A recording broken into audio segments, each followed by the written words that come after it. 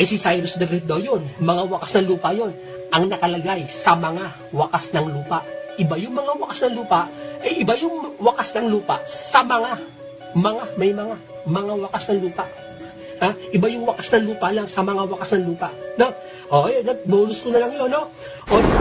Okay, so ipagpatuloy po natin ngayon mga kapatid ang pagsagot sa munting kaalaman kaugnay sa una, sinagot natin kanina ang pagiging sugo ni Felix Manalo, yung SEC registration nila, at ngayon, binanggit niya yung wakas ng lupa o mga wakas ng lupa. Alam nyo ba kung ano ang aral ng ANC kaugnay sa wakas ng lupa? Noong taong 1914,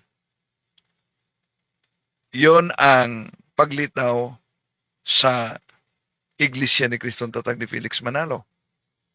Ano ba nga talaga 1914 ang wakas ng lupa o wakas ng mga lupa? Tatalakayan natin ito mga kapatid. Pagpatuloy natin ang pagsagot. Samahan ninyo ako. Kasi umalingan, pag palaging inulit-ulit ay magmukha talaga ang katotohanan para sa ating mga kapatid na kulang ang kaalaman. Ang pagkadaya ay maranasan sa iba't ibang paraan. Pero napakasakit pag madaya tayo sa pananampalataya. Dahil nanganib pati ang ating kaluluwa. Viva Cristo Rey! Pro Dio et Ecclesia! Kumusta? Welcome po sa ating live streaming. Ito yung lingkod, Brad Wendell Talibong, makasama sa ninyo. Bago tayo papasok sa punto por punto, inaniyahan din natin ang ating mga suking taga-subaybay. Huwag kalimutan na pindutin ang like sa ating live at huwag kalimutan mag-subscribe kung bago ka lang at pindutin ang bell button para updated kayo mag-comment at i-share ninyo. Welcome po sa lahat. Sabay na naka-live tayo ngayon sa Pananampalataya at Katuwiran Facebook page at sa ating Pananampalataya at Katuwiran YouTube channel para pagpatuloy natin sa pagsagot kaugnay sa pahayag ng munting kaalaman channel na isang kaanib sa Iglesia ni Cristo. Ang sabi niya, Si Cyrus the Great daw yun. Mga wakas ng lupa yun. Ang nakalagay sa mga wakas ng lupa. Iba yung mga wakas ng lupa, iba yung wakas ng lupa sa may mga wakas ng lupa. Ha? Iba yung wakas ng lupa lang sa mga wakas ng lupa. No? Okay, bonus ko na lang yun, no? yun talaga ang opisyal nila na aral, no? Na una, iba daw ang wakas ng lupa o yung mga wakas ng lupa. Diyan sa Biblia. Kaya di maaring si Cyrus daw ang katuparan dahil wakas ng mga lupa ang binanggit daw.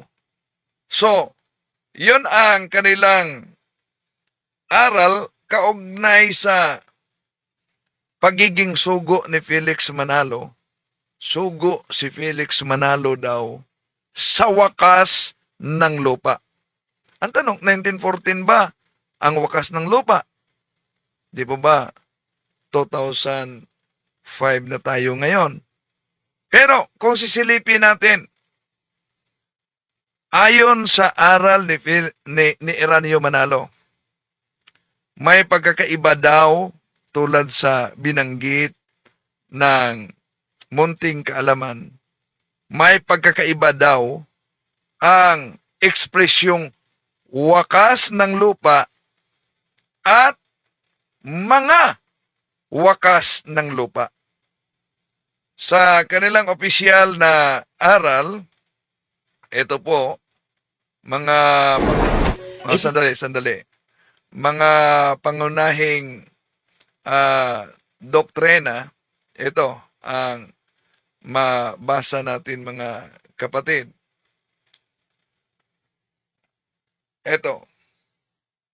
magkasing kahulugan ba ang wakas ng lupa at mga wakas ng lupa? Hindi. Magkakaiba ang ekspresyong mga wakas na lupa at ang ekspresyong wakas ng lupa. Ang wakas ng lupa ay ang ikalawang pagparito ng Kristo. Hindi sa panahong ito lilitaw ang Iglesia ni Kristo sa Pilipinas. So, tandaan ninyo ha, ang wakas ng lupa ay ang ikalawang pagparito ni Kristo. Hindi sa panahong ito lilitaw ang Iglesia ni Kristo. Okay. Mas mabuti na matandaan ninyo ang pagkakaiba daw dahil may pagkukontrahan ngayon. Totoo bang may pagkukontrahan? So pakita natin ang kanilang pasugo magasin. Tandaan natin, batay sa ipinakita nating opisyal na doktrina nila, yung ang wakas ng lupa na nauna nang binanggit sa Munting Kaalaman Channel, ang wakas ng lupa ang ikalawang pagparito ng ating Panginoon Jesucristo. Ang mga wakas ng lupa daw, para sa kanila, kaya iba ang ekspresyon, yon ang paglitaw ng Iglesia ni Cristo 1914. Kaya magkaiba daw itong dalawa. Pero, susuriin natin mga kapatid. Alin ang tinutukoy ni Kristo na mga bagay na ito mga kapatid, na kapag makita ang palatandaang malapit na ang wakas o ang sinabi ba, mga wakas ng lupa. Tingnan natin ang mabasa sa aklat ni Eranio Manalo. Ito po mabasa natin. Sa pahina 180. Ang kasabay ng pangyayari ay digmaang pangsanlibutan. Ang hinuhulaan dito, hinuhulaan ito, no? Correct natin. Ang sabi dito, balik natin ito. Ang kasabay ng pangyayari ay digmaang pansalibutan. Ang hinuhulaan dito na digmaang pansanlibutan ay yaong sumiklab noong 1914 na tinatawag na unang digmaang pangsanlibutan. Yon. So, si Eranio Manalo mismo ang nagpahayag dito. Ngayon, sandali, may tumawag. So, sa makatuwid, noong 1914, yun ang panahon ng mga wakas ng lupa. Ito ang itinakda daw sa hula. Pero gano'n nga ba talaga? 1914 ba ang mga wakas ng lupa ayon kay Eranio Manalo sa nabasa natin? Pero iba mga kapatid, yung nakasulat sa kanilang Pasugo Magazine, lalo na sa lumang Pasugo Magazine.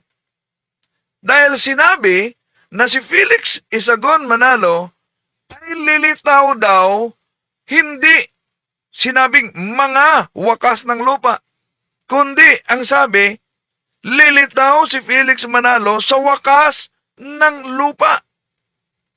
So, kung wakas ng lupa para sa kanila ay ang pangalawang pagparito ng ating Panginoong Hesus, at sa Pasugo Magazine na ipakita ko sa inyo ng may akday si Villanueva, ay lilitaw si Felix Manalo ang kanyang iglesia sa wakas ng lupa. Ay ibig ba sabihin na si Kristo at si Felix Manalo ay sasabayng lumabas sa wakas ng lupa? Paano i-reconcile nila yan? 1914 ba dumating ang ating Panginoon Jesucristo para sa ikalawang pagdating niya? Dahil yun ay wakas ng lupa na? Okay, tingnan natin. Pakita natin ang Pasugo Magazine. Eto, pansinin ninyo ang nakasulat sa Pasugo Magazine. Yung copy mismo, pinakita natin.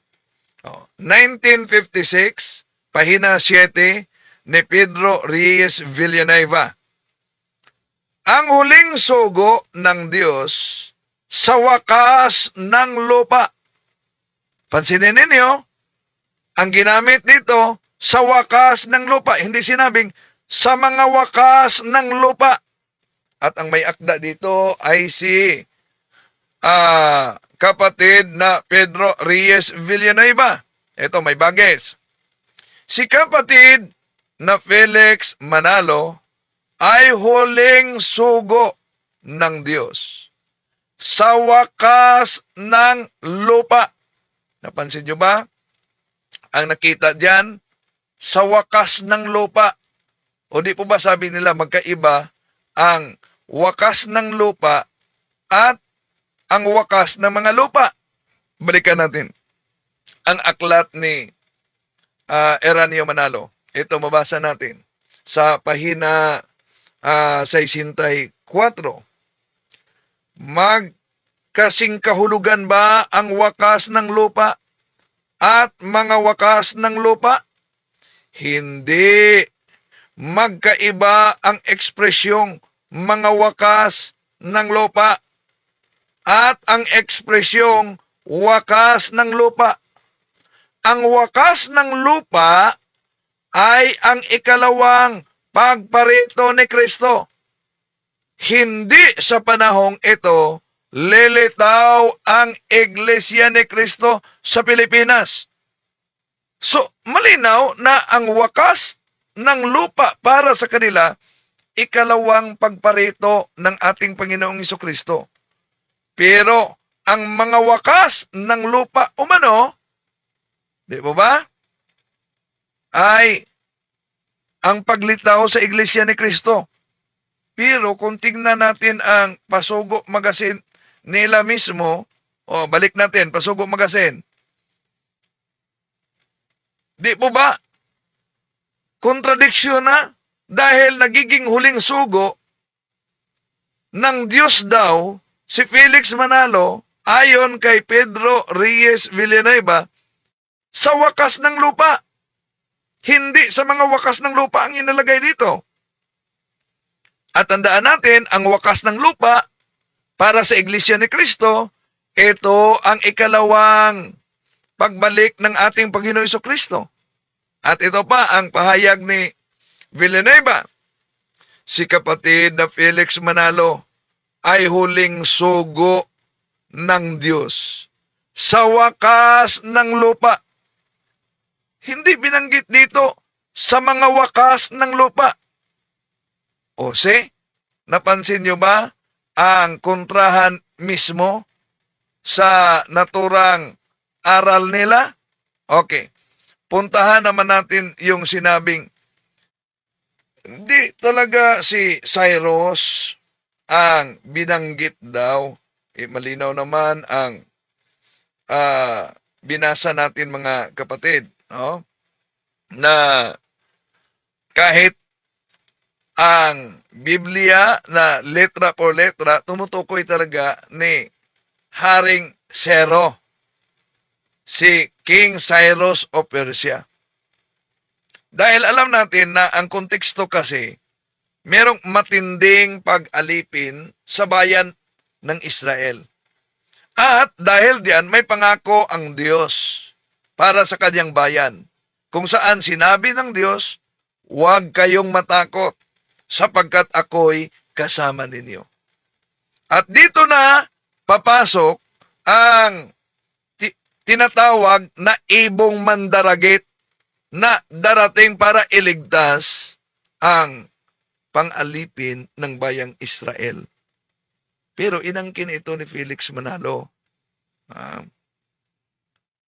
na itong malayong silangan daw, ang Pilipinas, mga wakas ng lupa, yun ang paglitaw. Pero malinaw, kahit sa iba't ibang salin mga kapatid, at kahit tingnan pa natin ang iba't ibang mga Bible scholars, hindi ito tumutukoy kay Felix Manalo. At lalo nang hindi ito tumutukoy sa iglesyang lumitaw sa 1914. Ang ibon na tinutukoy dito, walang iba kundi si Haring Zero, si King Cyrus of Persia, na siyang magligtas sa Israel sa hula, because Bible must be interpreted according to the context in which it emerged. Siya ang magligtas o nagligtas, past tense, sa pangalipin sa bayan ng Diyos laban sa mga kamay mismo ng mga kaaway. Ginamit ng Diyos si Cyrus, si Haring Cyrus, upang mapalaya ang Israel sa pagpangalipin. Hindi po si Felix Manalo. Tingnan natin ang Biblia, ang salin. Ito, mabasa natin sa ang salin. Na nagsabi tungkol kay Zero, siya'y aking pastor at isasagawa ang lahat kong kaligayahan. Na nagsasabi nga rin tungkol sa Jerusalem, siya'y magtatayo at sa templo ang iyong patibayan ay malalagay. Yun, binanggit talaga si Cyrus. Pero para sa kanila, imposibleng si Cyrus daw ang binanggit diyan. Dahil sa argumento na una, yung mga magkaibang termino daw, yung mga wakas ng lupa.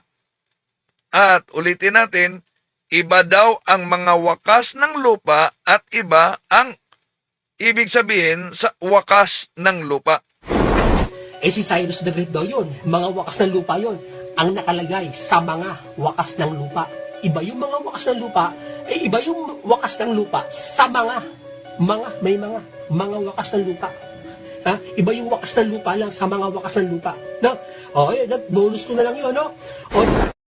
Yun ang bonus niya na iba talaga umano. So, paano ngayon? Na kung ang wakas ng lupa, ang ikalawang pagparito ng ating Panginoong Hesus, si Felix Manalo, naging sugo ng Diyos sa ikalawang pagparito ng ating Panginoong Hesus dahil sa Pasugo Magazine, ang huling sugo ng Diyos sa wakas ng lupa. O di po ba, iba ang wakas ng lupa dahil ang wakas ng lupa para sa kanila, ito ang ikalawang pagparito. Pero ang wakas ng mga lupa, yon ang paglitaw daw sa iglesia. Kaya nagkukontrahan na dito mga kapatid mismo ang aral ng INC. No? Ngayon, itong tinatawag na mula sa malayong lupain, dahil inaangkin din nila ito sa Isaiah 46:11. Ito bang mula sa malayong lupain, ang tinutukoy ba dito mga kapatid ay dahil sabi kasi ni Munting Kaalaman, dapat ituro saan yan kung hindi Pilipinas. Dapat ituro saan yan. So, tingnan natin. Ito ang ginagamit sa mga ministro kasi. Isaiah 46:11 na tumatawag ng ibong mandaragit mula sa silangan ng taong gumagawa ng aking payo mula sa malayong lupain. Oo, aking sinasalita. Akin namang papangyarihin. Aking pinanukala. Akin namang gagawin. Yan ang nakasulat. At inangkin nila yan na sila daw ang tinutukoy at Pilipinas daw. Ngayon ang tanong, batay sa Isaias 46:11 na tumatawag ng ibong mandaragit na napatunayan na si Cyrus yan, kahit sa ibang mga version pa, letra por letra. At binanggit na malayong lupain. Ang tanong, saan mabasa at ano na bansa ang tinutukoy ni Propeta Isaias na malayong lupain mismo sa kaniyang sulat? Okay. So, nabasa natin, may malayong lupain sa Isaias 46:11. Si Propeta Isaias ang nagsulat niyan. Kaya, silipin natin, anong lugar ang tinatawag niyang malayong lupain? Isaias 39:3. Ito ang mabasa natin, mga mahal na kapatid. Nang magkagayoy, dumating si Isaias na propeta sa haring Sikiyas at nagsabi sa kanya, anong sinabi ng mga lalaking ito? At saan nanggaling na nagsiparito sila sa iyo? At sinabi ni Sikiyas, sila'y nagsiparito sa akin mula sa malayong lupain sa Babylonia. O, see? Ano daw ang malayong lupain? Batay sa sulat ni Propeta Isaias, Pilipinas ba? Sa Babylonia. Yun ang konteksto. Ang dali lamang ang kinindi po ba? Napakalinaw na ang malayong lupain na binanggit sa sulat ni Propeta Isaias diyan sa Biblia ay Babylonia, hindi po Pilipinas. So, ang tanong, sino ang dapat nating paniwalaan ngayon? Ito po bang mga ministro ni Felix Manalo o ito po bang Munting Kaalaman Channel? O si Propeta Isaias na nagsulat sa Isaias Kapitulo 39, versikulo 3, na ang Babylonia ay tinatawag na malayong lupain. Ang punto ko, mga kapatid, na gusto kong ipahiwatig sa inyo, sa mga kapatid natin na kasalukuyang nag-aaral at naghahanap sa katotohanan. Una, dahil si Propeta Isaias ang nagsulat sa lugar na tinatawag niyang silangan, yung tinatawag niya na malayong lupain, yung tinatawag na mga pulo sa dagat. Kaya, dahil si Propeta Isaias ang nagsulat niyan, dapat si Propeta Isaias din ang magturo kung saan ang naturang mga lugar. Ito ba'y Pilipinas? Di po ba? Ngayon, sa Isaias, Kapitulo 24, versikulo 15, yun ang binanggit kasi diyan na yung silangan at mga pulo ng dagat. Kung tingnan natin ang nakasulat, ito ang mabasa natin, mga kapatid. Isaias 24:15. Kaya't luwalhatiin ninyo ang Panginoon sa silanganan, sa makatuwid, bagay ang pangalan ng Panginoon, ang Diyos ng Israel, sa mga pulo ng dagat.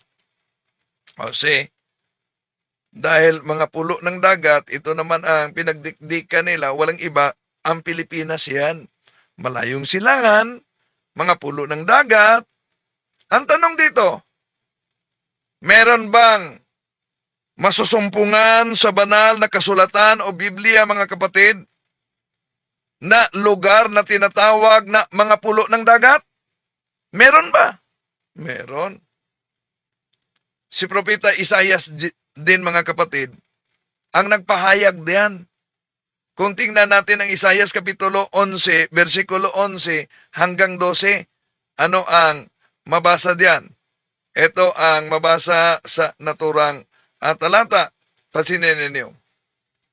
At mangyari sa araw na yaon, na ilalapag ng Panginoon uli ang kaniyang kamay, na ikalawa upang mabawi ang nalalabi sa kaniyang bayan, na nalalabi mula sa Asira, at mula sa Ehipto, at mula sa Patros, at mula sa Kos, at mula sa Elam, at mula sa Sinar, at mula sa Amoth, at mula sa mga pulo ng dagat. So napansin ninyo, binanggit sa Isaias Kapitulo 11, versikulo 11 mga kapatid, ang tinatawag mga pulo ng dagat. Ang tanong, ito bang mga pulo ng dagat ay Pilipinas? Tingnan natin ang mabasa sa Biblia kung ito ba'y Pilipinas talaga. Esther Kapitulo 10, versikulo 1. Ito ang mabasa. At ang Haring Aswero ay nag-atang ng buwis sa lupain at mga pulo ng dagat. So ano daw ang mabasa sa Esther Kapitulo 10, versikulo 1 mga kapatid? Ang Haring Aswero nag-atang ng buwis sa mga lupain at mga pulo ng dagat. Ngayon, kung Pilipinas ito, ang tinatawag na pulo ng dagat na katuparan. Ang tanong, ang bawat Pilipinas na maraming mga pulo ng dagat, nagbabayad ba ng buwis kay Haring Aswero? Meron bang kasaysayan sa ating bansa na nangungulikta at nasakop tayo, nangungulikta ng buwis si Haring Aswero dahil nasakop ni Haring Aswero ang bansang Pilipinas? Oh, wala tayong mabasa diyan mga kapatid. So, yaon bang malayong lupain na binanggit ni Propeta Isaias sa Isaias 40:11? Saan naman mababasa at aling bansa ang tinutukoy diyan? Ito ba'y tumutukoy sa Pilipinas mga kapatid? Tingnan natin ang Isaias Kapitulo 39, versikulo 3, balikan natin pagbasa. Nang magkagayoy dumating si Isaias na propeta sa Haring Ezekias at nagsabi sa kanya, anong sinabi ng mga lalaking ito at saan nanggaling na nagsiparito sila sa iyo? At sinabi ni Ezekias, sila'y nagsiparito sa akin mula sa malayong lupain. At kung ituloy, ang malayong lupain mula sa Babylonia. So, malinaw mga kapatid na ang malayong lupain ay ang Babylonia. So, yun. Napakalayo. Ang dali lang na mag-claim, di po ba? Ang daling mag-claim. Dahil halos lahat ng mga siktang tatag ng tao ay puro nag-aangkinan. Pero kaya magmasid tayong mabuti, mga mahal na kapatid. Kilalanin natin mabuti. At ito ang pahayag pa niya. Magandang araw sa inyo, mga kapatid sa Iglesia ni Cristo. Ito po yung ikalawang bahagi natin na sinasabi natin na kung bakit na matapos na ang issue dun sa Iglesia ni Manalo kung bakit tawag daw, no? Pinalilitaw kasi nitong si Brother Del na lang ulit, no, Iglesia ni Manalo daw talaga ang tawag, hindi daw talaga Iglesia ni Cristo, no? Tayo naman kasi narehistro sa SEC at talagang pangalan pa ng natin Iglesia ni Cristo at may katuparan pa ng hula. Yun. Katuparan daw sila ng hula, pero malinaw na isang pag-aangkin lamang sa mga hula. At totoo naman na narehistro sila talaga sa Securities and Exchange Commission, no? At ito'y binasa pa niya na ito, mga kapatid. No, ang ano ko lang sa kanya kay dito kay Brother Del, alam naman niya kung sino yung tinutukoy. Kasi inano niya ako binidyo niya ako parang dinidebunk niya ako na ako daw ay mali, no? Hindi po ako ano yung mali kasi ako ito paranaw ko sa Iglesia ni Cristo. Kaya nga ako po umaanib at nakaanib na, kung gusto mo po ng isang formal na pakikinig, punta po kayo sa Iglesia ni Cristo. Pero ako po, ito pa isang pananaw ko at nakikita ko, at talagang matagal na rin ako nagbibiblia, at gusto ko talaga aral ng Iglesia ni Cristo. Hindi lang dahil sila ay magagaling sa talata, kundi nakita ko talaga at naramdaman ko na ito ang tunay na may kaisahan, may talagang maramdaman mo yung kapangyarihan ng Espiritu Santo. Yun. Sapat na bang batayan ang damdamin lang na dahil naramdaman mo na parang may Espiritu Santo, dahil naramdaman mo na may kaisahan? Yun din ang damdamin ng iba't ibang mga sikta, kahit sa mga balik Islam o mga Muslim na umanib sa naturang sikta, at kahit sa mga miyembro ni Eliseo Soriano at kay Pastor Apollo Kibuloy, di po ba? Ang paglingap sa iyo na talaga ang Iglesia ni Cristo ay pararamdam sa iyo, hindi lang sa mga kapatiran, maging ang mga pagsamba ay Anong kabuluhan sa napakagandang templo at napakadisiplinado, pero ang katotohanan ay tatag naman ng tao, di ba? Napaka talaga maluwalhati. Talaga maramdaman mo yung mga doon pa lang sa pagsamba, pagpasok mo pa ng kapila, ramdam na ramdam mo na, no? O ngayon, sinabi niya Iglesia ni Manalo. Ito nga, ginamit niya yung sabi daw, ang tatag daw ni Capelis. May ginamit pa siyang ito, papakita ko sa inyo, no? Ginamit niya tong papel na to, itong sabi nakalagay dito, babasahin ko. United States of America, Philippine Island, Office of the Division, and binasa niya rin to of Archives and Patented Properties of, hindi ko mabasa masyado, Office of Industry. So, palaki natin.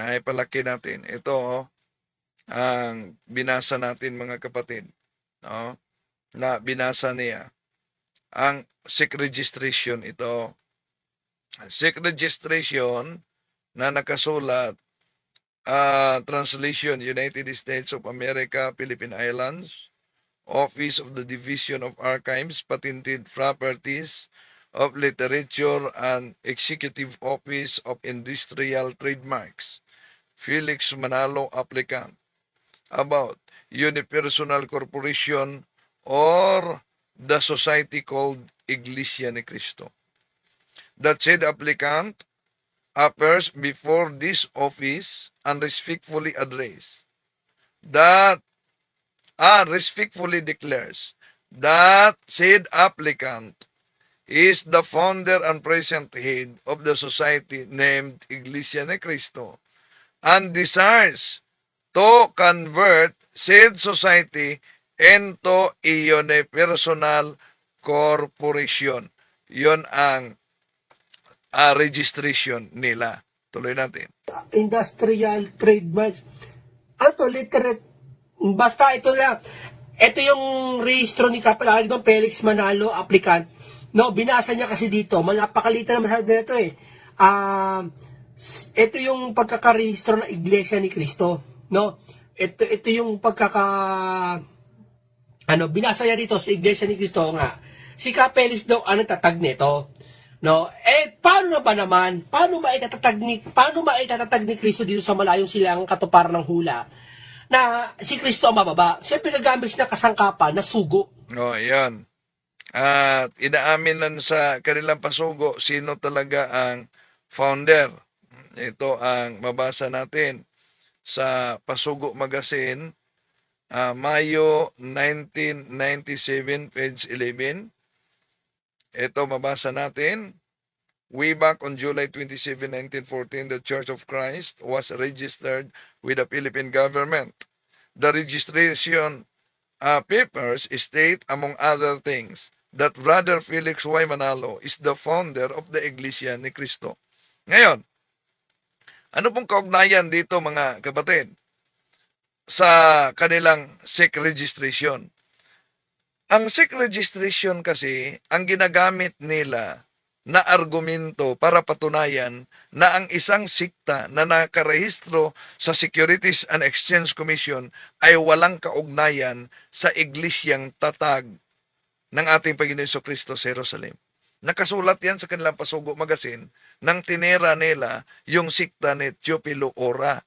Sa Pasugo Magazine, Enero-Pebrero 1981, page 51. Ito ang mabasa, ang may akda ay si Brigido Lubao.